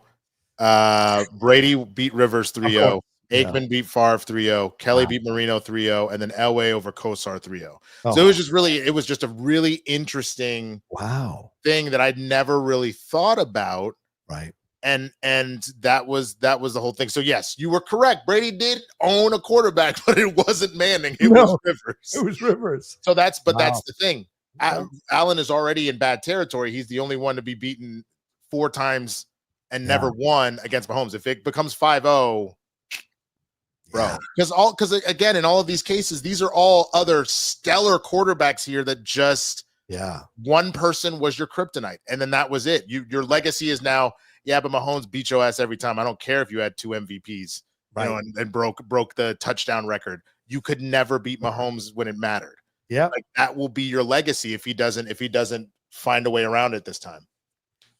Yeah, as a guy who lost to the Patriots 3 times, I know what that feels like. They have a 0-3 record against the Patriots. But I did win it twice, goddammit. Cowboys fan 92. Hey, John. Wait, what was the question we were asking? I'm so sorry. Sorry. Well, who's spinning the narrative? You were saying LeBron. LeBron, because it's not just in the public. I watch him do it like every basketball game. Like he sells it so much in bad. Like it. Yeah. You want to talk about not turning your personality off? Sheesh. Cowboys fan 92. Hey, John and Winston. Happy Tuesday. Happy Tuesday to you, brother. Hope you two are doing good. Marshall, I don't know about you, but I'm okay with the Parsons trade. Also, thoughts on this random SNL cash shakeup, dude. The SNL cash shakeup is crazy. We should have talked about that. My bad. Thank you for suggesting that, Cowboys fan. No, all good. I mean, you had Devin Walker's gone. Yep. Michael Longfellow's gone. Yeah. Emil I don't know how to pronounce Emil's last. Emil Wakim. Yep. Who I thought was amazing in his first season. He just didn't get a lot of opportunity, so I hate that. And then Heidi Gardner. Heidi was random after 8 years and killing it. You know what I mean? But it is what it is, man. I mean, so there's been a number of videos that come out to talk about how the cash shakeup thing, it happens every so often. Like the last one I remember was a mass exodus of Jay and being forced out of Jay Farrow. Yeah. Like I want to say Bobby Moynihan, like Taron Killam, and I want to say like one other that I was like, wait, what? Yeah. So it's pretty crazy. Go ahead. No. Go ahead. These are the cast members coming in: Tommy Brennan, Jeremy Culhane, Ben Marshall, Cam Patterson, and Veronica Slowakowska. So here's what I'll say when I look at this. And I said this, I think last week, a few weeks on our show, and I've said it on the hot mic for sure. And that is that Hollywood is now trying to placate red staters. All these businesses that are presenting stuff are trying to placate the white audiences more and more now because it's a pushback from the DEI stuff that ruled over the last 4 years. And it wasn't all DEI, by the way. I'm using that as shorthand, but basically diversity. And so it's no surprise to me that they got rid of the people they got rid of. And I think Heidi walked on her own. She'd been there for 8 years. And she'd even said recently on podcasts that she was exhausted from writing sketches, not just at SNL, but the years before SNL as well. So, and I think she wants to do more like movies and sitcoms and doesn't want to be tied down to doing a weekly show there like that. Devin Walker, I think him saying toxic, a lot of black performers who've walked through the halls of SNL, Chris Rock, others have said how toxic it is for black performers there because they don't write for black performers. Keenan is the anomaly. He goes in the Tim Meadows box, right? Those people that just have a way of staying around and getting used in certain ways as characters and doing a really good job. Other actors, other black actors come through or performers come through and they can't quite find their place there overall. So we'll see what happens. But Emil Joaquim, I think because, he has a certain look and I think they didn't want that look. So they replaced it with 4 white people, 3 white guys. One of them, of course, from Please Don't Destroy. So I'm happy to see him get elevated. And then 1 white girl. And the black guy they got, Cam Patterson, the black comic from Orlando, he is part of the, right-wing bro comedy. Kill Tony stuff. Yeah. So he's not, like a liberal black comic. He's more part of the right-wing side of things. So I think they're playing it safe with these choices. Doesn't mean they're not funny. Doesn't mean they won't be great. We got to see what they do. I mean, it's interesting. Of the 3 that Ben, that's not who I would have guessed would have been elevated. Yeah, right. Not that he's bad. I think he's good, but I figured it would have been the short one. With the black hair. John Higgins. Yeah, John Higgins. Yes. Yeah, that would have been my guess of the if or all 3. But I'm curious if this ends up being kind of like a Sandberg type scenario if Ben kind of becomes the de facto face of the group, because I'm assuming Please Do Not Destroy will still do videos. No, they said they're breaking up. Oh, really? Yeah. Higgins is going off to do his own things. Martin Hurley, who is the nerdier guy with the glasses, he's sticking around to be a writer on SNL, and Ben Marshall is being elevated to be a performer on SNL. Whoa. That's the path they're walking down now. So what? Because I love Please Don't Destroy.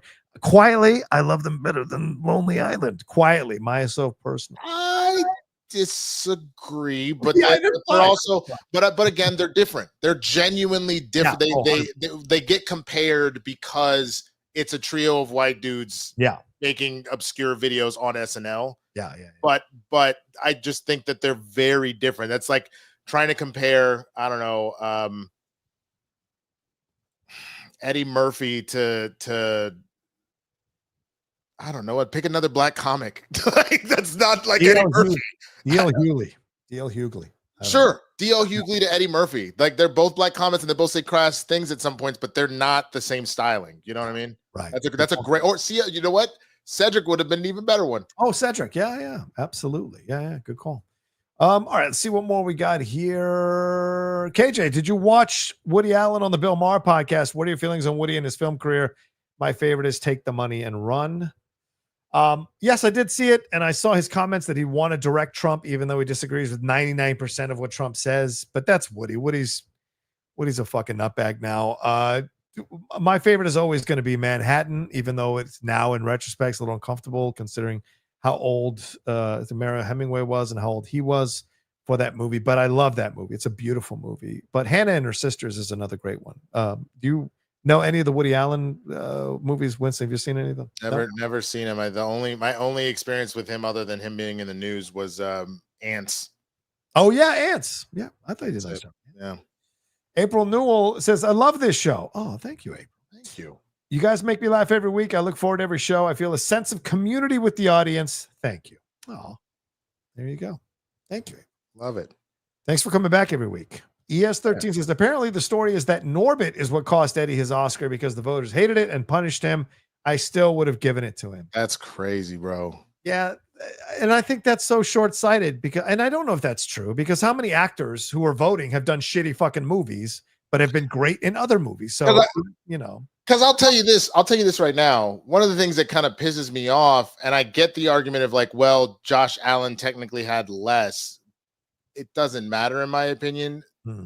Lamar Jackson was the MVP last year. That felt like it's Josh's time. You've already gotten 2. Because when you just look at the number straight up, let alone some of the signature games, Lamar, they were both doing ungodly things at quarterback, but Lamar was on another plane, bro. And so that to me, that's also kind of what we talked about with Leo. It felt like it's your time, whatever. You're letting outside shit influence it. So you're letting Norbit.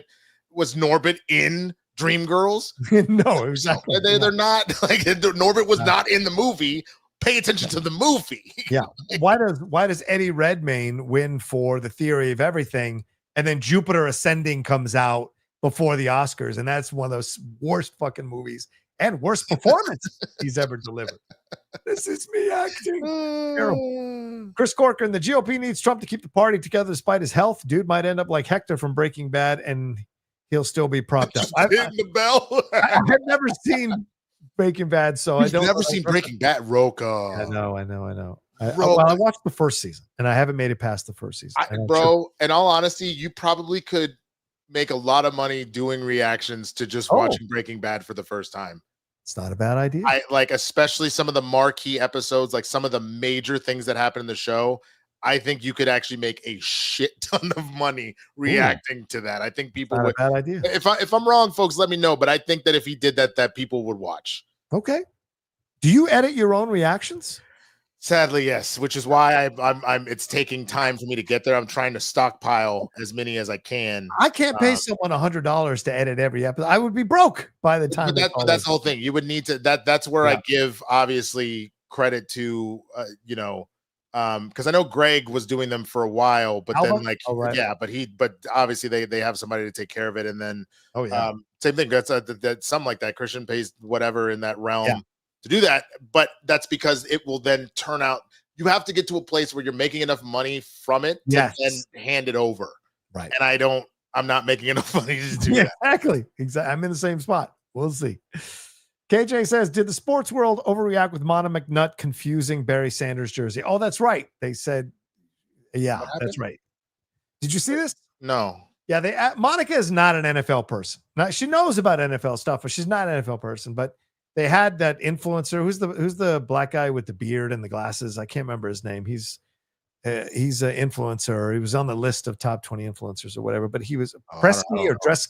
Oh, Drewski. Yeah, Drewski. He was on this jersey. Oh, okay. And Monica thought he was wearing a Shador Sanders jersey in solidarity with Shador. What's happened? Because they were talking about that subject. And Drewski had to correct her, which Stephen A. did not correct her, which I thought was hilarious. And people went crazy on Monica for that. And the thing is, look, here's the deal. And you know this. If you're an outspoken person, when you make a mistake or an error, people are going to come after you because they already don't like you for being outspoken. They're 1,000% going to eat you alive. But I that's a weird thing to get that upset about. She's a basketball analyst. If someone came in and, I don't know, wearing a Jordan jersey and you're like, oh, you're like DeAndre Jordan, you eat her alive. That would make sense. That's not, hell no.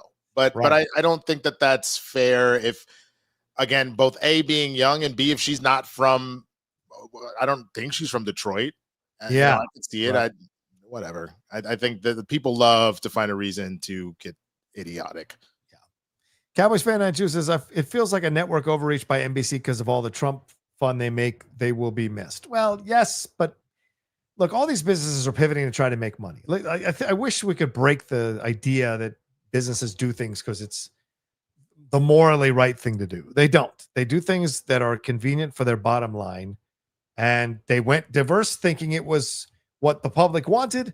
Now that Trump got voted in office, I think public don't want that, so they're going to go the other direction, and that's what's happening.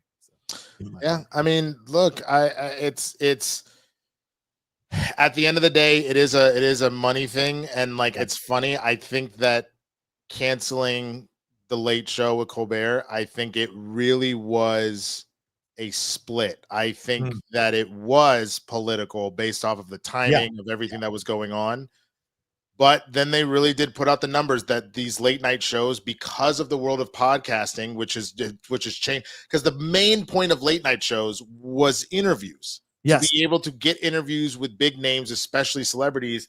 And there's a bajillion podcasts now. So they just weren't pulling the money that they needed. So I think two things are true at the same time. You know what I'm saying? And so, right. Yeah. Right. All right, Winston, how much time you got? Because we got 4 of these left. Do it. Okay. Real quick. Matt Thomas says, to my favorite fellow people of color, what's up, Matt? Keep making the badass content. Thank you, dude. Winston, Winston, I know you don't care, but horns down, biatch. I don't know what that means. He's talking about because Ohio State beat Texas. Oh, gotcha. So. Resting up after a busy Labor Day. Hope you're doing well. Winston, I know you watched K-pop Demon Hunters last night. I still haven't watched. I need to react to that. What were your thoughts? Do you want to say your thoughts, or do you want to save them for your channel? I'm gonna save it, because the truth of the matter is I started the movie and then I was like, I'm exhausted, and I recorded it so I can use it to edit later. I went to bed. I went to bed at like 8 o'clock, like a goddamn old man. Tim says, Winston, which storyline do you think Paramount should start with on Call of Duty franchise? I like the Modern Warfare campaigns, but I think the Black Ops stories might be better theatrically. And how can the movies not be just military propaganda? Oh, well, good luck with that. It's definitely just going to be military propaganda. And I just don't think that the stories are strong enough to become movies. But if you're going to do it, I guess you really need to focus on Soap and all of them. And I would say follow their crew personally. But yeah, there you go. Somebody suggested Kaczynski to direct them, who did F1. Oh, interesting. Could be a nice idea. Fantastic. Just showing my love for Spill the Tequila. Thank you, Fred. Winston's Blazing Saddles watch along was fun. That's awesome. Hey, John, are you going to spill that info you had about the Marvel, since you didn't do it on the hot mic? No, I was sworn to secrecy on the 2 people involved. I am not going to reveal that. I see there's a new rumor today by somebody who I do not know. Somebody tweeted at me about it. Who is it? Who is this person? It is YouTuber Doomcock. I don't know who Doomcock is, but they're claiming that it was between Wyatt Russell and David Harbour. Let me clarify that now. Those are not the 2 names that I was told repeatedly by multiple sources who were involved in the fight. It is not Wyatt Russell or David Harbour, but hey, Doomcock got some content out of it, so more power to him, but that is not the names I've heard. And I do know the names. I do have the names. I'm just not going to reveal them because I've been sworn to secrecy on it, Sheesh, dude, it's just been. I can't believe how much it was a toss-off thing. I can't believe how much I really am shocked. Well, because the truth is, where everybody loves to say the MCU is dead, it's far from it, but they are praying for its downfall. Right. So and they want the tea. And normally I would spill the tequila. Right. Yeah, the proof that it's not dead is, again, I go back to the chairs. Regardless of what you say, people sat around for hours, myself included, watching fucking chairs. It's true. They made how many millions from that? That's insane. Yeah, 100%. Matt Thomas says, if you think the behalf are going to get beat on Browns, if you think the Bengals are going to, I don't know what, Matt, please watch your stuff. I can't remember. If you think the behalf are going to beat on it Browns, you don't watch AFC North football, and you're forgetting the Bengals still have the worst defense in the league. Oh, that's right. Matt's a Cleveland Browns fan. Bro, he's a Browns fan. Joe Flacco, bro. Anyway, who's going to score you points? Yeah, I would love to know. Score your points? What receivers do you have? Because last time I checked, they were calling Jerry Jeudy a jag, just another guy. That was when he was still in Denver. You don't really know what you. I think if Shador was ready and you put him in, then I would have this argument with you. What Joe Flacco gonna do? What Kenny Pickett's broken ass gonna do? What I damn sure know Dylan Gabriel ain't doing shit. So I would love to know who's going to actually get you to score points. This is a 45-10 game. Joe Burrow. I don't think it's that bad, but I do think it's like 35-14. Yeah, Joe Burrow's going to pick that defense apart. I'll put money on a Winston close game or Browns win. Don't doubt the Browns defense, sir. Did you cut Pickett? Yeah, they cut Pickett. Pickett's over someplace else. So So the final team is Flacco, Gabriel, and Shador? Yep. Interesting. That is a 1, 2, 3. Oof. Holy crap. Okay. Scott Welsh. Hey guys, Rocha, would love to hear your thoughts about the Suarez spitting on Seattle's head of security after the Miami FC Seattle Sounders game. If the MLS wants to be taken seriously as a league, they have to give a lengthy suspension. Yeah, I think they should as well. And Suarez has a track record. Listen, I love Suarez. He is El Pistolero. He was my guy at Liverpool for so long. Plus, he's South American from Uruguay, as I'm South American by my parents. So to me, I love Suarez, but I know he's fucking terrible. That racist incident with Patrice Evra, the biting of the Italian player in the World Cup. He's just too passionate sometimes. It gets the best of him. And you can't spit on the head of security of somebody else's team because you're in a fight. And Sergio Busquets should get suspended as well for punching one of the Seattle players. At the end of the day, I'm like this. It's fucking MLS. What are you getting upset about? Apparently, there were fights even. I saw the video of fans getting into fights after the game. It's MLS. This is a shade above high school. What are you or college? What are you getting so upset about? It's the fucking MLS. I could see it in Europe with centuries old leagues, but the MLS. So to me, it's like just suspend them all because it was. Yeah. I just want to take a moment to go back and shit on the Browns again. Who is Cedric Tillman? I ain't heard of that. And a Jamari Thrash. I've never heard of this individual either. These are your 2 and 3. Your Y and your Z receivers, bro. You just got Judy. So yeah, you got Njoku and Judy. That's all you got. Do you understand that the Cowboys completely self-destructed when all they had was CeeDee Lamb and I can't even remember our damn tight end's name, Ferguson. That was not enough. Okay, so in a league where a Devontae and an AJ exist, in a league where now you got Lamb and Pickens, like teams around the league got 2 to 3, 4, 5, 6 threats. What Judy gonna do by himself? Isaiah Bond and David Bell, Cedric Tillman, Jamari Thrash, DeAndre Carter, George Lambert. No. DeAndre Carter, who you think you can? No, I don't see points on this. And to me, the Cleveland Browns are like Mister in Color Purple. When Seeley said, "Till you do right by me, everything you touch gonna do wrong. Till you get rid of Deshaun Watson, everything you do gonna be wrong." And I think that's what Johnny Football was shitting on the Browns too, being like, "Hey yo, bro," he was on. He said it was so bad. We went drinking and partying instead of staying home. He admitted where he screwed up. He was like, "There was a lot where I got in my own ego and the Johnny Football thing. The fact that that's who I became, similar to how The Rock went from Dwayne Johnson to The Rock. He's like, I became too much Johnny Football." And then as I developed a drinking and a drug problem, that was a big problem and I self-destructed. However, the way the Browns just went about business, what are you doing? And I think it's absurd how they're treating Shador. What are you so. We're going to see what's going to happen, but we'll see. Because on the flip side, you know who the Bengals have on their offense? Other than they have Joe Burrow throwing the ball, you got Chase Brown, who had a resurgence last year. Obviously, Jamar Chase, arguably the best receiver in the league, if not number 2. You got T. Higgins, who's in the top 10. So you got a top 10 and a top 2 receiver. And then the Andre, whatever his name is so Vic. Yeah. He's not bad for a 3 option, but then Gesicki is actually pretty damn good too, and Noah Fant if Gesicki is hurt. So you got hella people that can go and score for you. Who gonna score for the Browns? Yeah. And that Eo Cevis is gonna make a jump. Evo Cevis, yes, he is gonna make that jump. He is gonna make that jump. I think he will. Yeah. So man. Yeah, the Bengals are coming, and the Bengals defense I think has improved from last year. So, and Hendrickson's back now into that contract. And he's going to play, man. So, I think that's going to be a stomping, honestly. But we'll see. Dragon King, last one here, 72 Media LLC says, it's good to see a Black and Latino American together and friends and genuine. Keep it up. Oh, thank you, man. Absolutely. Appreciate it. Look, if we had done this earlier, if we had put Black and Latino people coming together, we could have made our own goddamn political party. Don't need no Democrats. They following that MAGA bullshit. And we could have saw, bro, god damn it, like, Think about the Afro-Latinos that actually acknowledge that they're Afro-Latino and the greatness that they create, man. Yes. We will be the Miles Morales party. My God. We should be the Miles Morales party. Like we should be the Spider-Verse party, bro. Spider-Verse party. Go for it. Just got to make sure no Miguel's end up there. Miguel O'Hara's end up trying to trump everybody and be like, "You're gonna do what I say." Kill Rogue Spider-Man. There's always one Latino. There's always one Latino who takes just ruining everything.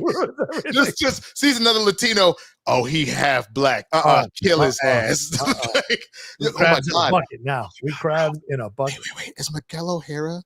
Is that the John Leguizamo to the Jarrell Jerome who had just won a damn Emmy and a Golden Globe, and he was out here being like, "Why are there no Latinos winning this?" Yeah, you just won one, bro. What are you going on about? He's the old man in the room, John. I appreciate the fight from years past, but he's a little past it now. All right, let's get out of here. Thank you all so much for hanging out with us for this episode of Spill the Tequila. Please do your part. Tell people about the show. We want to get the numbers up. We want this show to be another premiere show here on the channel.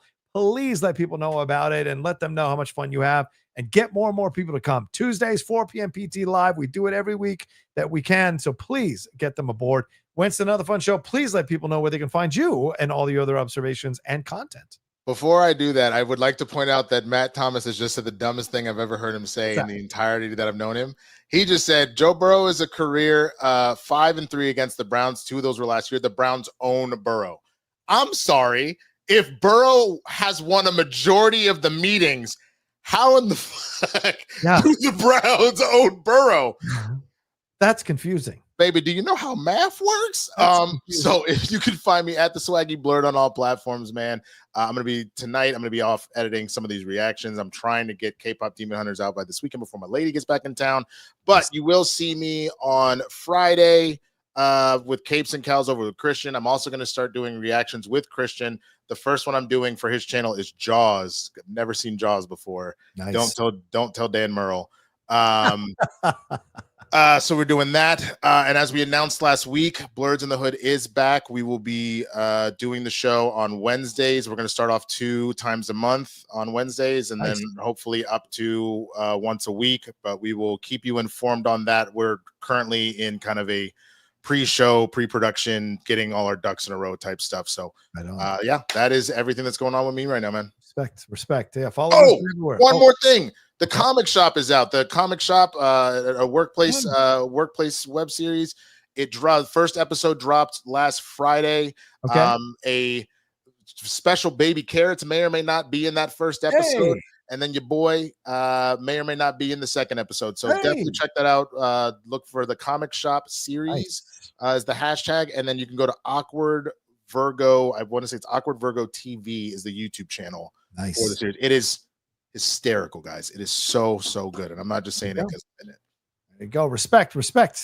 All right, well, thank you guys so much. As for me, you can follow me at The Rocha Says, Twitter, Instagram, Blue Sky, Threads, everywhere you go. And then please subscribe to the channel. We're so close to 40,000. Help us get to 40,000. Click subscribe, click that bell button so you should drop in all the content we got going on here. All right, for my brother Winston A. Marshall, I am John Rocha. We'll talk to you next time with another brand new episode of Spill the Tequila. Peace.